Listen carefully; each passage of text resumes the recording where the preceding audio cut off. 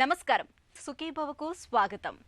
ఈ రోజు సుఖీభవలో కిడ్నీ మార్పిడి తర్వాత దీర్ఘకాలిక సమస్యలు, రక్తనాళాల్లో కాల్షియం, గడ్డలకు వజ్ర చికిత్స, మోకీలు మార్పిడి ఇకపై మరింత వేగంగా, పిల్లలు మోకాలను మడవలేకపోతున్నారా?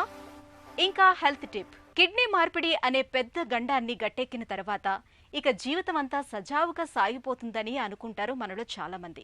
నిజానికి ఇక్కడి నుంచే సమస్యల తాకిడి మొదలవుతుంది. ఇమ్యూనిటీని తగ్గించడానికి ఇచ్చే మందుల మూలంగా చిన్న చిన్న ఇన్ఫెక్షన్లే ప్రమాదకరంగా పరిణమిస్తూ ఉంటాయి. ఇమ్యూనో సప్రెసెంట్స్, స్టిరాయిడ్ తదితర మందుల్ని ఏళ్ల కొద్దీ వాడటం మూలంగా ఇది వరకు లేని సమస్యలు సైతం వచ్చిపడుతూ ఉంటాయి. కిడ్నీ గ్రహీతల్లో దీర్ఘకాలంలో కనిపించే సమస్యలు ఎలా ఉంటాయో, వాటిని అధిగమించేందుకు ఏం చెయ్యాలో ఇప్పుడు తెలుసుకుందాం.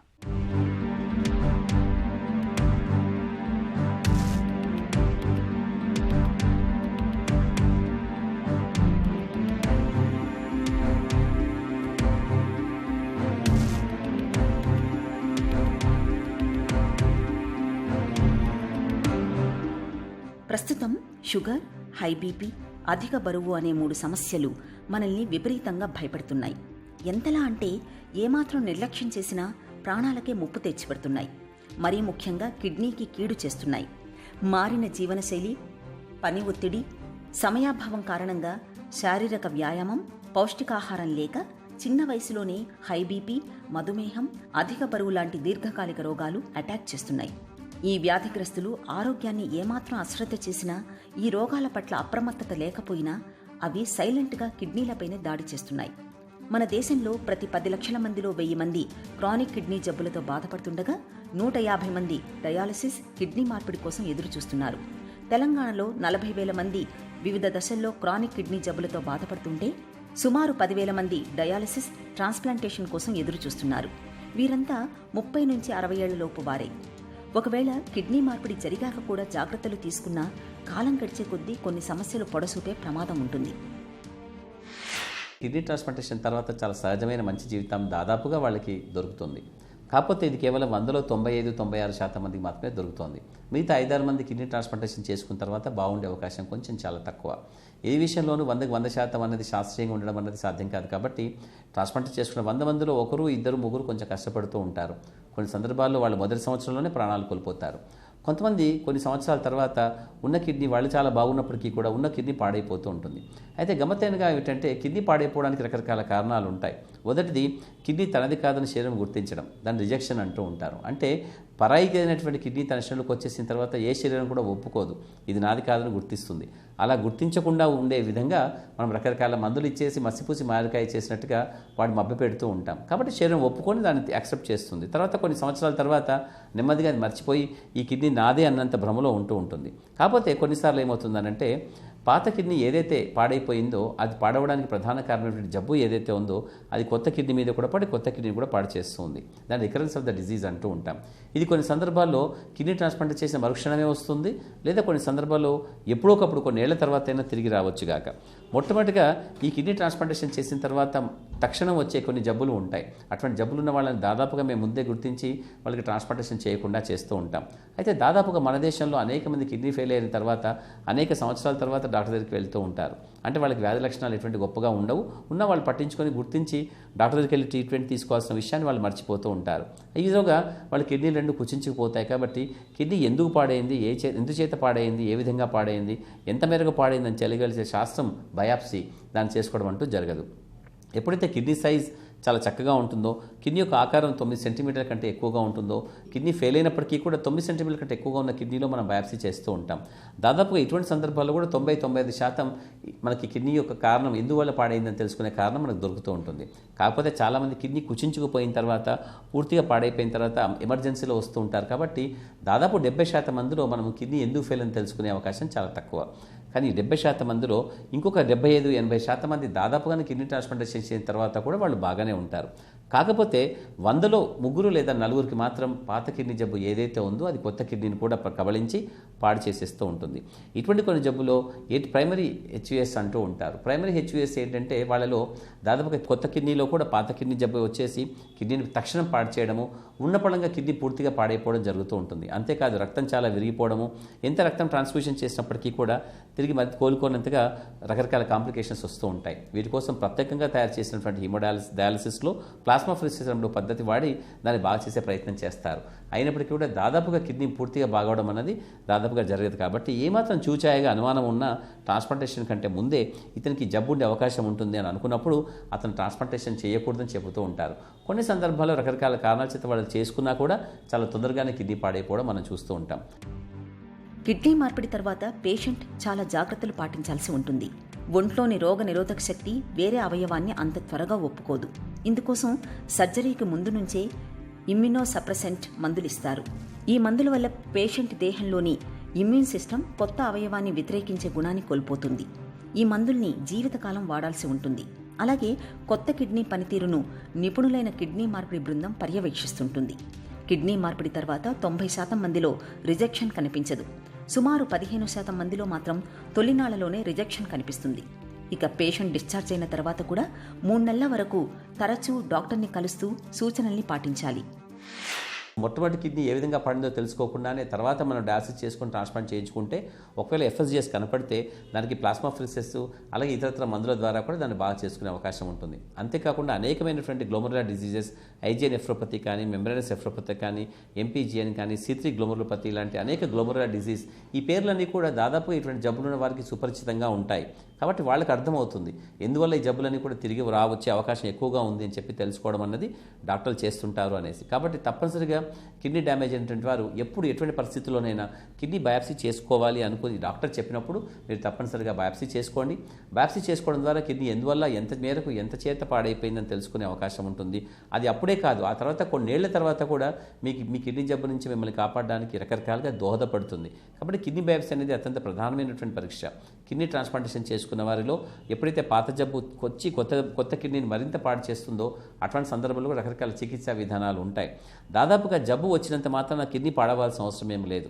అదృష్టవశాత్తు అనేక జబ్బులకు ఇటువంటి గుణం ఉంటుంది. అనేక జబ్బులు కొత్త కిడ్నీ కూడా తిరిగి వస్తాయి, కానీ రెండోసారి కొత్త కిడ్నీని పూర్తిగా సంపూర్ణంగా పాడు చేసే శక్తి మాత్రం వాటికి గొప్పగా ఉండకపోవడం అనేది మనం గమనించాల్సిన విషయం. సో కాబట్టి మనం నిరుత్సాహపడాల్సిన అవసరం లేదు. ఈ జబ్బు ఉంది కాబట్టి నేను ట్రాన్స్ప్లాంటేషన్ చేయించుకోవడానికి అనర్హుని అనుకోవాల్సిన అవసరం లేదు. ఎప్పుడైతే మీరు ట్రాన్స్ప్లాంటేషన్ చేయించుకోవడానికి మీకున్నటువంటి వ్యక్తిగతంగా మీకున్నటువంటి మొదటి కిడ్నీ జబ్బు ఏదైతే ఉందో అది ప్రధాన కారణం డాక్టర్లు చెప్పినప్పుడు మీరు ట్రాన్స్ప్లాంటేషన్ చేయించుకోకూడదు అని చెప్పినప్పుడు మీరు తప్పనిసరిగా చేయించుకోకూడదు. అలా కాకుండా తిరిగి వచ్చే అవకాశం ఉంటుంది, అయినా కూడా కిడ్నీ పాడైపోయే అవకాశం ఎక్కువగా లేదు అనుకున్నప్పుడు మీరు ట్రాన్స్ప్లాంటేషన్ చేయించుకోవచ్చు. అదే కాకుండా ఈ జబ్బు ఉన్నా కూడా కొత్త కిడ్నీకి ఏ విధంగానూ ఈ జబ్బు వచ్చే అవకాశం లేదు అని డాక్టర్లు తేల్చి చెప్పినప్పుడు తప్పనిసరిగా మీరు ట్రాన్స్ప్లాంటేషన్ చేయించుకోవచ్చు. ఇలా 3 రకాలుగా ఉన్న జబ్బులు ఉంటాయి. ఈ 3 రకాల జబ్బుల్లో మొదటి రకాన్ని తీసేస్తే రెండవ రకం, మూడవ రకంలో తప్పనిసరిగా మీరు ట్రాన్స్ప్లాంటేషన్ చేయించుకోవచ్చు. అయినప్పటికీ కూడా ఎప్పుడొకప్పుడు ఈ కిడ్నీ జబ్బు పాత కిడ్నీని ఏదైతే పాడు చేసిందో అది కొత్త కిడ్నీ కూడా వచ్చి పాడు చేయాలని చూస్తుంటుందో వాటి కోసం రకరకాల మార్గాలు మీ డాక్టర్లు అన్వేషిస్తూ ఉంటారు. వాళ్ళు ముందుగానే మిమ్మల్ని అప్రమత్తం చేస్తారు. డాక్టర్లు సైతం ఎప్పుడూ అప్రమత్తంగా ఉంటారు. ఒకవేళ ఏ కాసింత కొత్త వ్యాధి లక్షణాలు కనపడ్డా కూడా మీరు డాక్టర్ని సంప్రదిస్తే చాలా తొందరగా వాటిని తీసివేసే మంచి పద్ధతులు వాళ్ళు అవలంబించి పాటించి చికిత్స చేసి మీ కిడ్నీని బాగా చేస్తారు. కాబట్టి రకరకాల సందర్భాల్లో కొత్త కిడ్నీ కూడా పాత జబ్బే వచ్చి పాడు చేస్తుందనబడే ఒక భావన ఏదైతే ఉంటుందో అది అన్ని సందర్భాల్లో నిజం కాదు. ప్రతి జబ్బు కూడా తిరిగి మళ్ళీ రానే రాదు. వచ్చిన కొన్ని సందర్భాల్లో దాని ప్రభావం చాలా తక్కువగా ఉంటుంది. తీవ్రంగా ప్రభావం ఉండగలిగే కొన్ని జబ్బులు మాత్రం తప్పనిసరిగా ఉంటాయి. అటువంటి జబ్బుల పట్ల మీరు ఇంకా కొంచెం జాగ్రత్తగా ఉండాలి.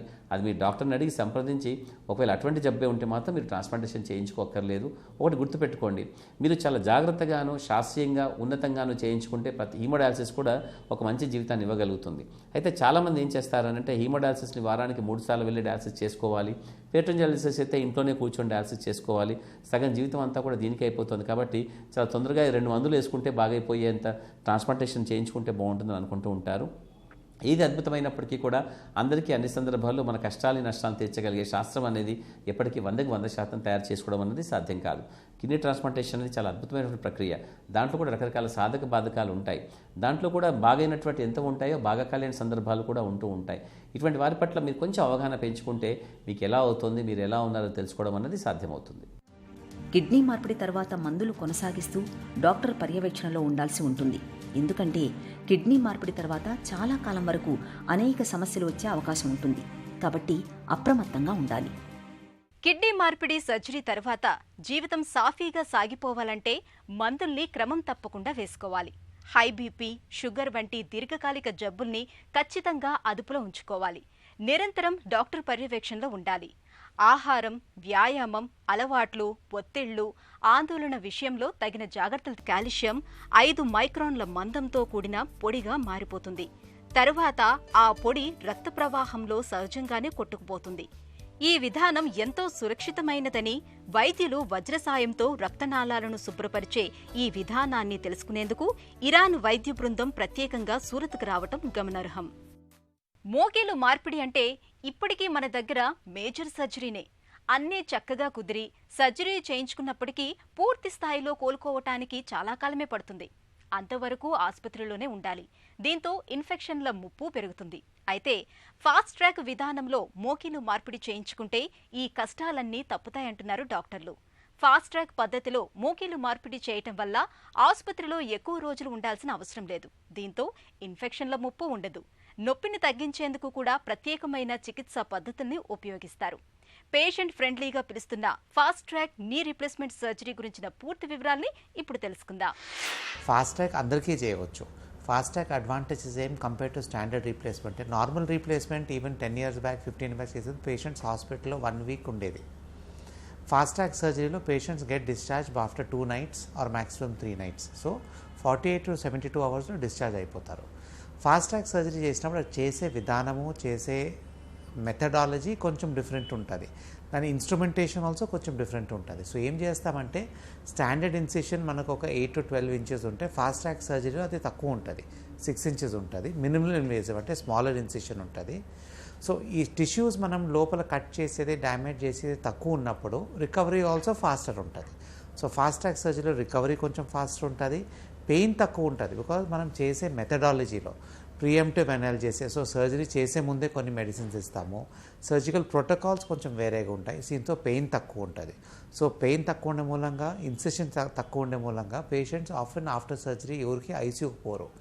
సో సర్జరీ మనం మార్నింగ్ 8 o'clock చేసినామనండి, 12 o'clock, 11:30, 12 అంతా పేషెంట్ వాళ్ళ సొంతం వాళ్ళ రూమ్ ఎక్కడ ఉంటారో హాస్పిటల్ ఆ రూమ్కి వెళ్ళిపోతారు. ఐసీయూ కేర్ ఉండదు. And they can have that normal lunch also. Afternoon అవసరం పడినా నెక్స్ట్ డే మార్నింగ్ అన్న వాకింగ్ స్టార్ట్ చేస్తాం. And they discharge within 2 nights. So ఈ ఫాస్టర్ రికవరీ ప్రాసెస్తో పెయిన్ తక్కువ ఉండి రికవరీ ఫాస్ట్ ఉంటుంది.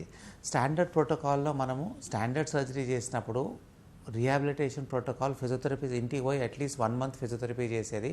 కొంతమంది పేషెంట్స్ రికవర్ కాకపోతే 2-3 months ఆల్సో ఫిజియోథెరపీ చేసేది. ఫిజియోథెరపీ మేము స్టాండర్డ్గా ఫాస్ట్ ట్రాక్ సర్జరీలో మ్యాక్సిమం 15 to 20 days ఫిజియోథెరపీ చేస్తాము. దాని తర్వాత మీరే సొంతంగా చేసుకోగలుగుతారు. సో తక్కువ ఇన్సిషన్తో మనము పెయిన్ ఆల్సో తక్కువ ఉంటుంది, ఇన్ఫ్లమేషన్ తక్కువ ఉంటుంది. And patient can get back folding and rehabilitation faster. So fast track surgery అంటే మనం చేసేది same knee replacement that has good surgical results. మనం కొత్త ప్రొసీజర్ ఏం చేయట్లేదు. నా స్టాండర్డ్ రీప్లేస్మెంట్ మనకు 20 years వస్తుందంటే ఇది కానీ మనకు 20 years ఈజీగా వస్తుంది. బట్ దీంతో అడ్వాంటేజెస్ ఏమంటే faster recovery, less pain, no ICU stay and no catheters. మనం యూజువలీ సర్జరీ చేసినప్పుడు ఆల్ పేషెంట్స్కి we put various catheters, urine catheters and injection catheters అవన్నీ పెడతాం. ఈ ఫాస్ట్ ట్రాక్ సర్జరీలో ఏమీ ఉండదు. Because of better anaesthesia, better pain కంట్రోల్తో బాత్రూమ్ వెళ్ళిపోవచ్చు పేషెంట్ ఇమీడియట్లీ నెక్స్ట్ డే నుంచి సర్జరీకి. అండ్ ఫియర్ కాంప్లెక్స్ తక్కువ ఉంటుంది. నవ్ ఆల్సో కొంతమంది పేషెంట్స్ వచ్చి అడుగుతారు, సార్ మీరు నీ రీప్లేస్మెంట్ చేస్తే అట్లీస్ట్ 2 months బెడ్ రెస్ట్ అవసరమని. లేదండి, ఫాస్ట్ ట్రాక్ సర్జరీ చేస్తే you can get back to walking from the next day. 10 days after surgery మనం రోజు అట్లీస్ట్ ఒక 1/2 hour వాకింగ్ చేస్తాము.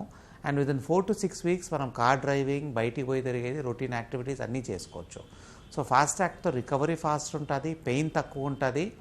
And we have the same reliability of నీ replacement surgery with less complications and less side effects. ఐసీయూలో ఉండే పనే లేదు. Fast track పద్ధతిలో మోకాలు మార్పిడి చేయటం వల్ల ఆసుపత్రిలో ఎక్కువ రోజులు ఉండాల్సిన అవసరం లేదు. దీంతో ఇన్ఫెక్షన్ల ముప్పు ఉండదు.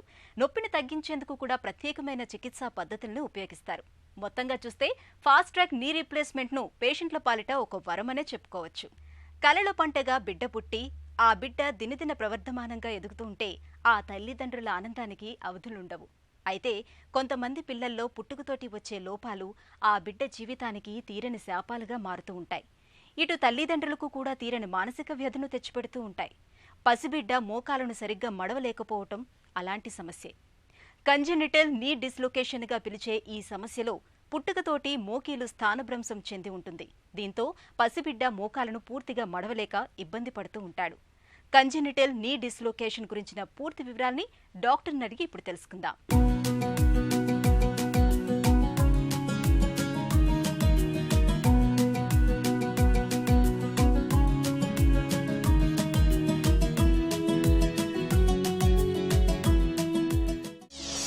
కంజెనిటల్ నీ డిస్లొకేషన్ అంటే ఏంటి, ఎందుకు వస్తుంది?